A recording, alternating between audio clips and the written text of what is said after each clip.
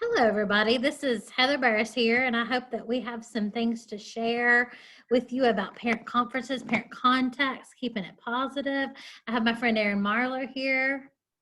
Hello. How are you doing today? I'm good. How are you? Good. We've been through some conferences together. We've been through meetings together. So you were one of the first people I thought about when I thought to do this and who I was going to want to chat with and have some dialogue with about some different areas to talk about. So Oh, one of the wow. things that I wanted to talk about are what are some preparations you make for conferences that have really helped you? Well, I really like to have my data in place. I like to be able to go into a conference with a clear vision of this is what your child can do. This is or this is what they're good at. This is the plan that this is the path that we need to take to get to the end goal. I want to be able to show parents that some positives and then some areas to work on, and then I want to leave with a positive too. I want a conference to always be a positive experience for everybody. One of the things I was going to ask you is how do you put a parent at ease? And I think you hit the nail on the head. You do the positive. Yes. You put them at ease by saying, "Hey, my kid can, your kid, our kid. It's not Yes, their because they're kid. my It's not kid your too. kid. It's our kids together can do That's this." it. And so Yeah, that's really and a good. that's exactly it. So I like to start with the positive, and so that might be a unit test they did really well on, or it could be that hey, we didn't do so well on this test, but look where they came from the first one. I mean, Mhm. look at this growth, or a personal story. Like I really like for parents to know that I have a personal relationship with their kid. They're not just a number. They're not just another kid filing through my class. Like I really like to get to know them a little more intimately so that I know how they tick and how they work. And I think that as a parent myself, that's always like I can definitely tell when a teacher has invested in my kid.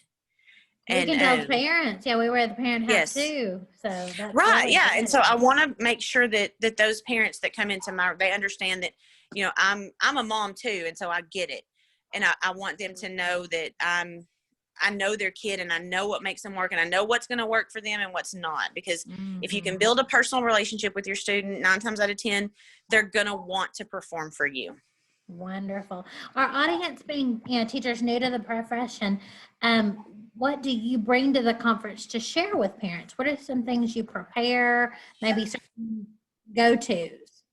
Well, it depends on the type of conference. If it's one that I have called because I have a concern, then I'm definitely going to have some academic data there for them to look at, whether that's a reading counts report that shows that their Lexile is lower than it needs to be, or if it's unit test or benchmark data that that's showing that we're struggling, and so how do we make a plan from here to make sure that they're successful. Now, if it's just a general this is first of the year conference, oh, let's have our fall conference, I'm going to bring just a little bit of everything so that they can see kind of what we're doing in the classroom and how things are progressing.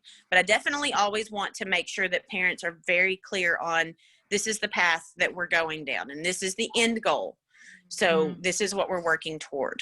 Very important. What kind of questions tend to be typical? I remember, I can remember far back to my first years or two, I wondered, what are they going to ask? What are some typical, things that you've been asked, or were you ready for them? Oh, What are some typical questions that the parents gonna go? Where are they gonna go?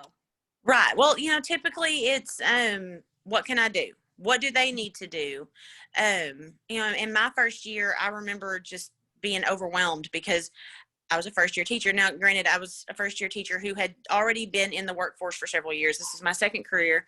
And but I was just not prepared for the how do we fix this? Like parents think, sometimes they want an instant answer and we can't always give that to them.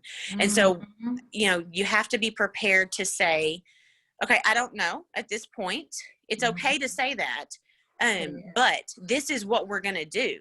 This is how we're going to, this is what we're going to try and do, because we've got to meet this goal. And so definitely parents are going to ask, what can I do to help? How are they doing?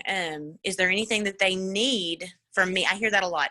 Is there anything that they need? Do we need to get a tutor? Mhm. Do we need to do this? And and get everything, lined out. And so it's real easy to get caught up in all of that and trying to make everything just perfect.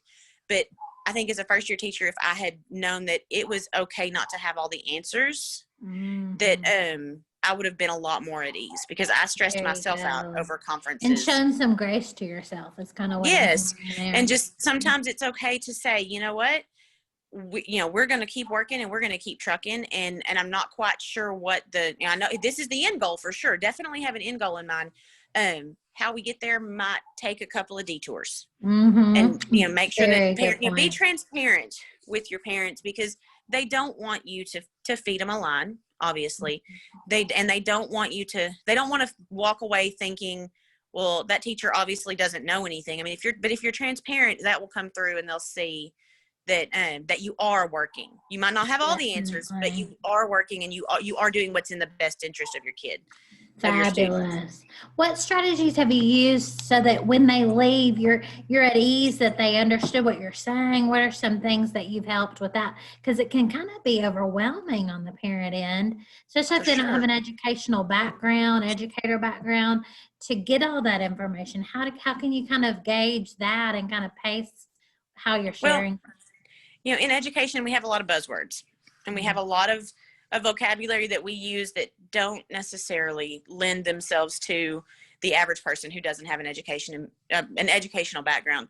So I try to limit all of that, the acronyms and the buzzwords and the things like that. And I try to make sure that I answer all of their questions. And so the last thing I always ask when I'm tying up a conference is, is there anything that you want to discuss that we didn't touch on? Or do you have any questions for me? And that way, they feel like they've been heard, and they feel like they got everything out. I give them a chance to tell me anything that they want to tell me. Fabulous. That's key. Being heard and being listened to, so that we can hear how their interpretation is at home. That's really great. For sure. And want to add to help a new teacher that we might not have touched on? What are some some last thoughts of just if captive audience being a brand new teacher? What is anything else you'd want to add? For sure, definitely understand that in a situation where you've got a parent who says, hey, I want to meet with you, 9 times out of 10 they just want to vent. They want to get it off their chest. They're not up, and you're gonna, because that was my thing, was oh my gosh, they're upset with me. 9 times out of 10 they're not upset with you. They're frustrated with the situation, and you are the person of contact. And so sometimes you will take the brunt of their emotions, and don't take that personally. And be clear in your, like I said, it might be, it's okay to say, I don't know exactly what path we're going to take, but here's the end goal. Just make sure that they're clear on, this is the goal. This is where we're going to get to. How we get there might take some twists and turns, but, and understand that at the end of the day, you have to form a partnership with your parents, because if you guys are a united front, if you're a united front with your parent, with your student, and they can see that, okay, this teacher talks to mom, and so mom is telling me the same thing that teachers are saying, the kids are good. It's easier to steer them in the right direction and get them on the right track. Fabulous. I picked a fabulous person. You're one of the first people that came in my mind. Well, I'm flattered. And so this just reiterates that was a true feeling and was a legitimate thing. And I'm so glad that you did this, and new teachers are going to profit from it. So I appreciate your time. No problem. Thank you. All right. Bye-bye. Bye.